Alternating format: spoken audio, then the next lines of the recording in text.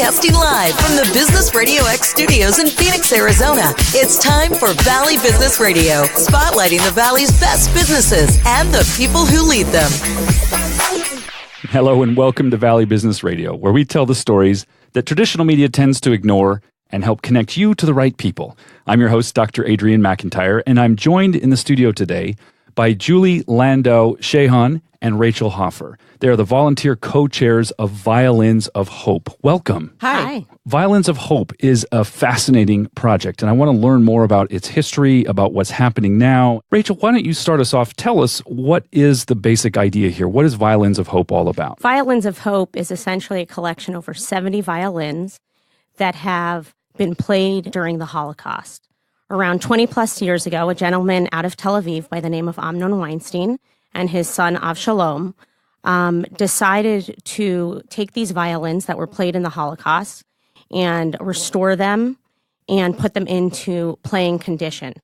And so over the last 20 years, he actually went on a radio show, much like this, and he had a plea for people who had a connection with the Holocaust, who had these violins that were played there, to bring them to him and let him restore them.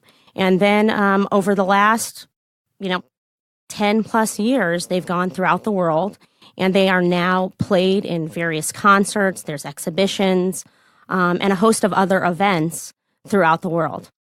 So there's a lot of richness in what you just said that I want to unpack a little bit to make sure that the significance of this really gets through. So we're talking about a period of time in European and world history, the mid-20th century, horrific wars taking place.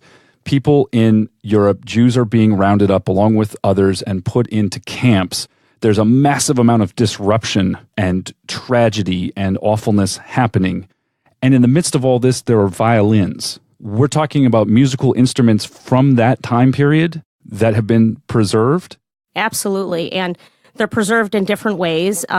Some of them have been buried and are found after the Holocaust. Many of them are actually played in some of the concentration camps. And some of them even came to Israel before the Holocaust began in the 30s.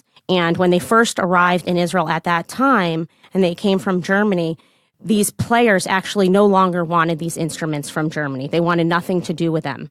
So they went to Amnon's father, Moshe, and they said to him, basically, either you buy these instruments from us or we destroy them. And so he purchased the instruments to make sure that they lived on, although he never knew what he was going to be doing with them.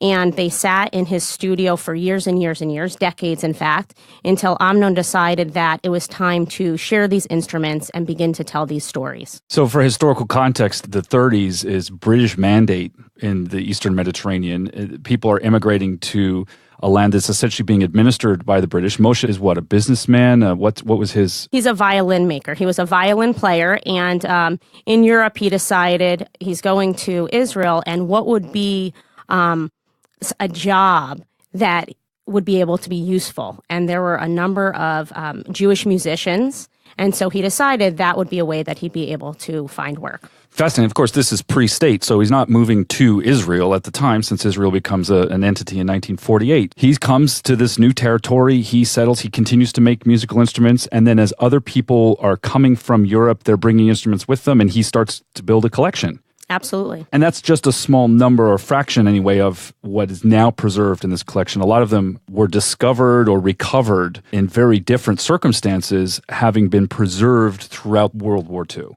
So much so that since they arrived in Phoenix 6 weeks ago, they've added 2 additional violins to their collection for people that have heard about the program here in Phoenix and now have given those violins to be restored and played. Phenomenal. Amazing. I want to hear a lot more about the history and the present of this thing. Julee, Landau, Shahon, how did you hear about this, and what was your involvement? How did you first become connected with Violins of Hope? Well, actually, it was about 3 years ago. We had a Women's Philanthropy Luncheon, which is a group of women from the Jewish Federation of Greater Phoenix. We had an incredible philanthropist as our speaker. Her name is Jane Weitzman. And afterwards, we had the opportunity to have dinner with her and just talking about community and engagement and interesting things that she's might have seen in her travels. And she mentioned to us Violins of Hope, which had just completed a really, really incredibly large exhibition in Cleveland. And she was actually able to send us brochures afterwards and all the information. And when I first looked into Violins of Hope after she told me about it, it was obvious what an incredible program this would be for our community. So I had the opportunity to meet with Rachel and tell her about it, show her some of the materials, and we both just felt that this would be so important for our community, the broad community. And that started our pursuit of the Violins of Hope Phoenix. So this permanent collection is based out of Tel Aviv, and it travels around the world. It's currently here in Phoenix. How long has it been here, and what did it take to make that happen? Well, it took a lot of effort on the part of Rachel and myself. I think, this first was 3 years ago, and it took us about a year to actually get the commitment from the Weinsteins. It was kind of interesting. We were both attending a conference in Washington, and the Weinsteins and some of the violins happened to be there. And this was after a year of emailing and calling. Rachel is doing it, I'm doing it. And finally, we actually were able to pin them down on the spot and get a date. And that date was, February, March 2019, which actually worked out really well because we needed all that time to prepare all this incredible programming and establish all the partners and the organizations and the funding for the project. Now, how did you two get connected? How do you know each other, and how did your relationship evolve to the point that you are now the volunteer co-chairs for Violins of Hope Phoenix? I didn't know Rachel. I knew she and her husband, Jonathan Hoffer, are incredible young leaders in the Jewish community. I asked Rachel, I think, and correct me if I'm wrong, if I'm remembering this wrong. We went to California Pizza, and I didn't really have an intention of asking her to be involved in this, but just wanted to get to know her and find out what she was interested, what she was involved in. So through that lunch, I told her about this and asked her if she would have any interest to working on it with me. And she said yes right away. She was really into it.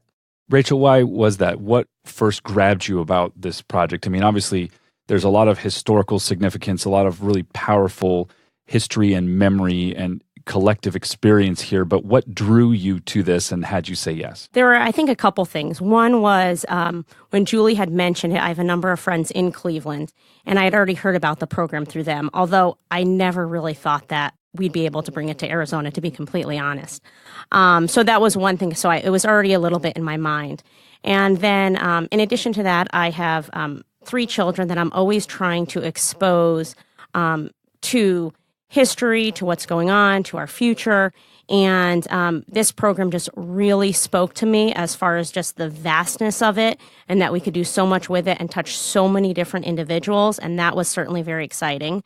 And then 2 months after I spoke with Julie, and as she mentioned, we were on the phone, emails, trying to get a commitment for quite some time. I was in Israel for my daughter's bat mitzvah, and there happened to have been a Violins of Hope concert in Tel Aviv that I went to. And after hearing the violins played, and as I'm saying this, I'm getting chills right now.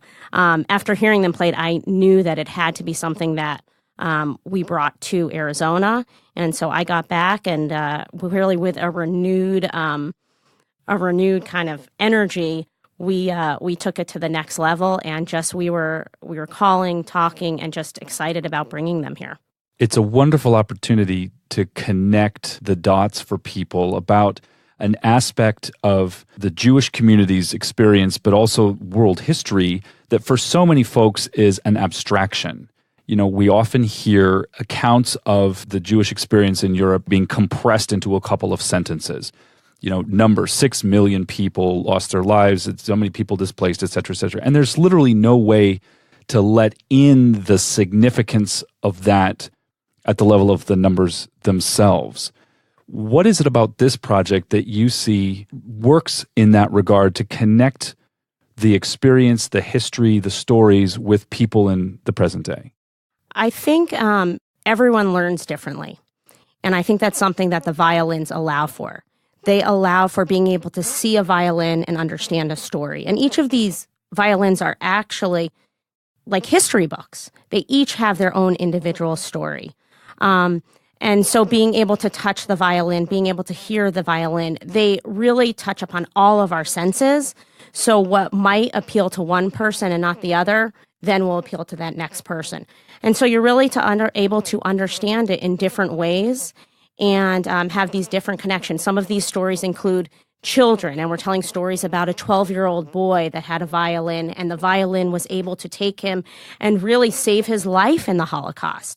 And a 7th grade student connects with that story where they might not connect with another story.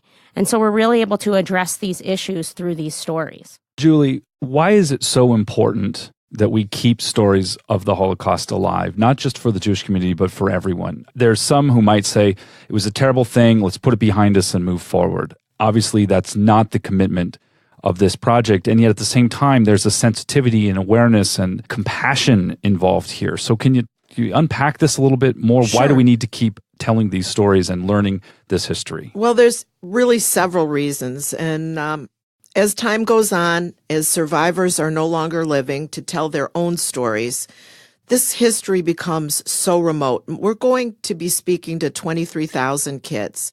Most of these kids weren't even alive in 9/11. So a history lesson on something that's 70, 75 years ago is very hard for them to relate to. So that's one aspect of it, to continue the stories and the voices to make them relevant on that personal level that Rachel was mentioning. The other thing is, if you look at our world today and look at what's going on around us, in our country, in Europe, in Asia, all over the world, there is a significant rise in hate crimes, a significant rise in anti-Semitism, and a significant rise in hate groups. Even in our own community in Phoenix, in Arizona, the statistics have spiked up dramatically. And if we don't tell the stories, and if we don't make them relatable, and the lessons that we're trying to get across, I'm very afraid that we're going to repeat some of the history. And that's why it's important for the kids to hear it and for adults to be reminded that acceptance, being kind to people, not bullying kids, that these are things that these kids are living with and that we're living with in our world today. And it's really critical that we bring them to mind and connect them with our history so that the genocides that we experienced, and we are experiencing genocides after the Holocaust, that we make an effort to stop them with the future generation. That's absolutely right. And a number of years ago, I visited the Museum of Tolerance in West Los Angeles, and they have a fascinating presentation where they put the Holocaust in Europe and the Jewish experience in particular in a much broader context of the entire range of intolerant actions and behaviors that humans are capable of. And what it helped me and hopefully everyone who visited that wonderful exhibit to understand is that we're not talking about something that is only out there far away that those people did. We're talking about tendencies that are driven by fear and anger and other of our baser human conditions, which, when not checked, can lead to horrific things. And, specific examples of Cambodia and Rwanda and Armenia and, many, many other large-scale crimes against humanity would be the contemporary language, but, genocidal events in our history. And the message is, be vigilant, be mindful. The everyday prejudice is part of that spectrum. And it's important to recognize and deal with the reality of the fact that as human beings on one planet, we share a world, and we don't always live like that.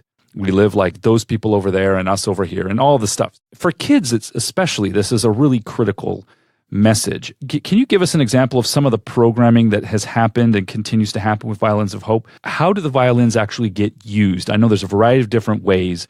There's performances and exhibitions and so on, but what actually happens and how does this help open people's eyes to the reality of what you're talking about? In our education programs, when we're visiting schools, we have a PowerPoint presentation, Many of our presenters have personal stories. They're either survivors themselves or children of survivors.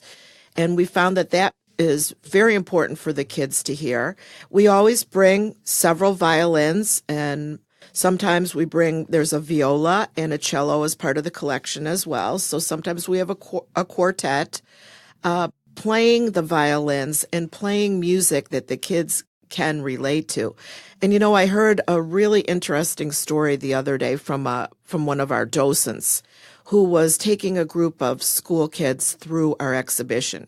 We happened to have a subtle donation box on the wall, and often visitors put money into that donation box to support the program.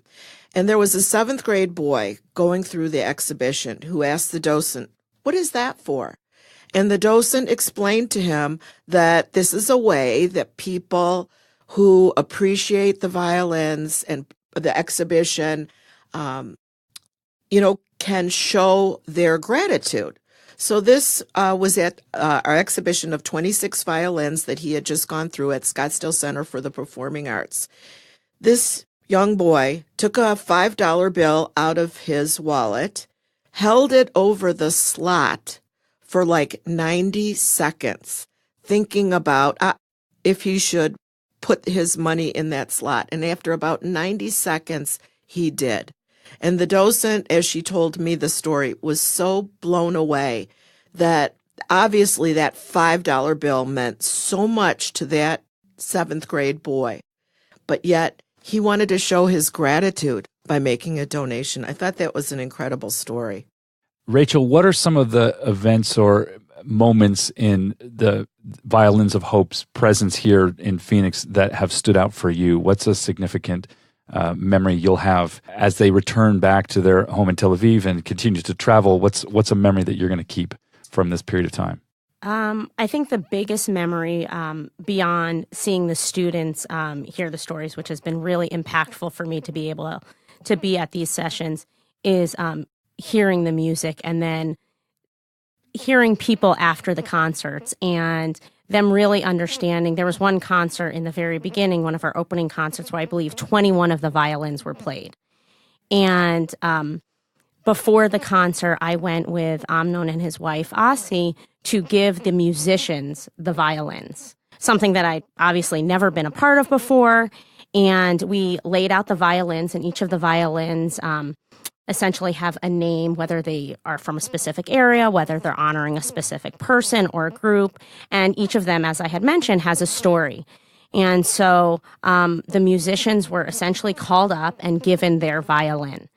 And there was not one musician that received the violin that did not have tears in their eyes as Amnon shared the story with them, because they realized, I don't know if they realized that it was a burden for them to be able to have this, or even more so than a burden, a responsibility. They had a responsibility and an opportunity to be able to allow these violins to be heard again. And so the victims were no longer quiet. Their stories were being told and shared. And I couldn't believe it. And I said something to Amnon's wife, Asiela, and I said, wow, this is really moving. I never had expected this. And she said, the violin is like an extension of these musicians' bodies. And for them to use a different violin than they typically do is a big deal. Never would they just take a violin, even if it is the nicest, most expensive violin, and play it versus their own, because theirs is a part of them. But for them to be able to play these, it was something totally different. And to see their tears and understand it more so, and then know they were going to be affecting thousands upon thousands of people to hear the music come out of the violins, was really very meaningful for me. Music is powerful and emotional anyway, but when you connect the music through the instrument to the story, both of that violin, of the person who had it before, the larger story of the Holocaust, it's got to be an incredible. I hadn't thought of that before, but of course, every musician must be feeling such a presence of that unimaginable experience, which is really quite a challenging thing to do. so many of the events in history don't live for us like a present day phenomenon. And yet the violin and the music from the violin forming a very real connection from the past to the present and then also beyond must be incredibly impactful. It takes a lot to pull off a project like this. The two of you, as capable as you are, didn't do it alone. Talk a little bit about the kind of support you've received from the community and others throughout this project. First of all, we have an incredible project manager who really is our third co-chair, Allison Johnston. There's no way we could have done this without Allison. Actually, when we started like a two-prong approach, and that was first we reached out to organizations in the community that we thought would want to collaborate with us, arts and cultural organizations. And I found the results was fantastic. Just about everyone was like, yes, we want to be involved. Yes, we want to do this. The second prong was to raise the money to bring this project here. And the same thing, we made presentations throughout the community to major funders, major foundations, and we had almost 100% success. It was so gratifying that for me, it really gave me a huge amount of motivation to push through this incredibly huge program.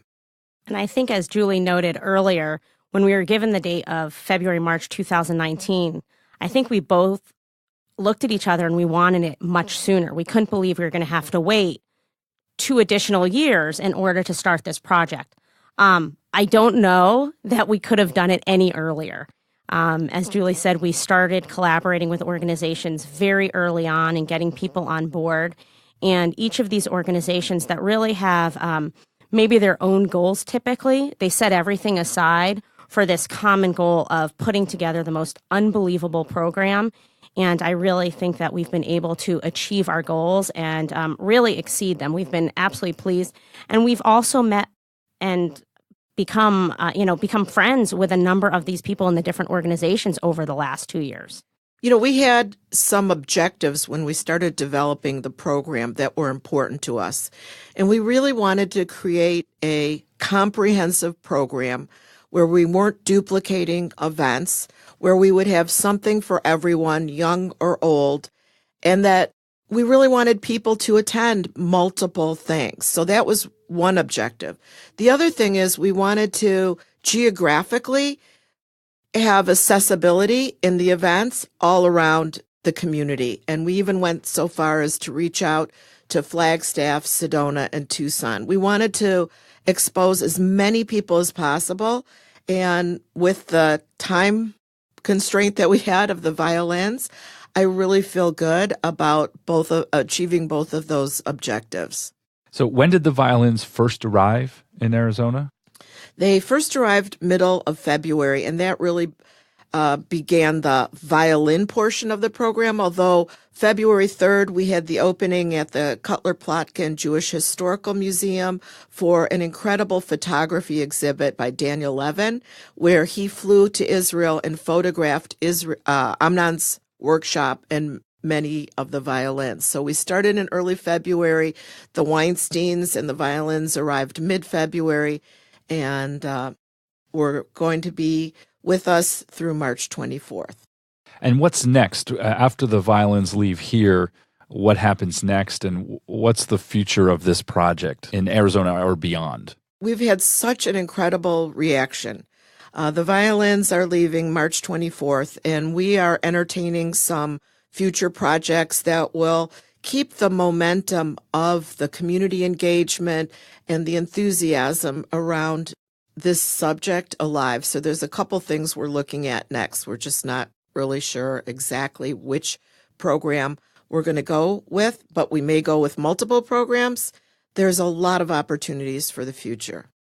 Seems like a lot of infrastructure has kind of been figured out and put in place as these things have traveled from exhibitions to schools, lectures, performances, etc. There's a network now of people that you have mobilized and engaged for the duration of this project. Rachel, what are some of your thoughts about the future? I think something that we've come across that has been really amazing, which Julee mentioned about the collaboration, is that everyone is all in and everyone's doing an unbelievable job in doing this.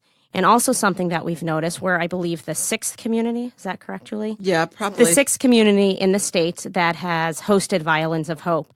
And with each community, the community before us has shared some of their successes, maybe some of their failures in really improving the program. It's really, no one is keeping the information to themselves. And we found a couple weeks ago, we had a dinner with the Weinsteins, and people flew in from Cleveland for the dinner, a couple people from LA, because it will be in LA in 2020. And so they flew in to find out some information, to connect with us, so we could share stories, share our successes, as well as some of the information that we might have to improve the program that they're going to be putting on. And I know that we will be heading out to LA, and we'll be in San Francisco next year to attend some of their events and be a part of it. So while they're leaving Phoenix on the 24th, I think Julee and myself, and certainly Allison, will remain involved with Violins of Hope. And we feel that we also have additional family members with the Weinsteins. We were able to really connect with them. And I know I'm going to Israel in June, and they'll be attending my daughter's bat mitzvah when I'm there. So we've made some lifelong friends. What lessons have you learned through this process about organizing something of this nature, or about the impact of music and story and the importance of that? What's some top-level lessons you might share that other communities, other folks who have something they would like, let's say, to have more awareness for their experience, for their cause? Is there something transferable out of this, even beyond the stories of the violins, that another community organization might be able to benefit from? Well, this for me is kind of just a typical lesson. And what I would say is, to someone who was attempting a large project or had an idea that they wanted to implement, and when you come across the people that say, you're not going to do it, it's not going to work out, the naysayers that throw all the roadblocks, keep going with your idea, keep going with your goal, keep going with what you want to create. And I realized that all the objections that we had, there are solutions. There are ways of making things happen. And it's just a question of coming up with that solution and not getting discouraged by the things that people will throw around you of why it's not going to work what you want to do. Dream big, and then figure out how to make it happen. Rachel? I think get the right people on the team to help make that happen with you. Which I think we've been very fortunate to be able to do. This is a phenomenal experience. Where can people learn more about the project? Obviously, their time here in Arizona is short. By the time someone's listening to this, they may be gone. But the phenomenon is much bigger than just their tour here in the state of Arizona. Where can people go to see some of the online materials and maybe listen to some of the performances? I don't know what's out there, but where does it all live? Well, our website will remain, Violins of Hope Phoenix, which will chronicle many of the things. Our Facebook page will remain. Out there, you can Google Violins of Hope, and you can see a documentary online. There's like a 59-minute PBS documentary that people can see pretty much about the Cleveland program. And there's just general information out there about it. There's a fabulous book. We had the author here, James Grimes, and his book, Violins of Hope, is a way for people to read 4 or 5 more stories and really hear the whole background of the Weinstein family and how this program came about. Anything else you could think of, Rachel? I think Googling Violins of Hope, you'll get quite a bit of information. And just keep in mind in your travels that they will probably be in a number of different communities in the States over the next, I think they're booked for the next 3 or 4 years. So they'll be here for sure, and it's just going to be growing. Well, this is a phenomenal thing. The ability of these artifacts, these instruments, to connect the stories of the past, the tragedies, the triumph in the face of terrible circumstances with the present day through music, through visual experience, etc., is really phenomenal. I just want to thank you so much for the work that you have done. And thanks for joining us here in the studio today to talk about it. Thanks for having us. Yeah, thank you. For all of us here at Business Radio X, this is Dr. Adrienne McIntyre, and we'll see you next time on Valley Business Radio.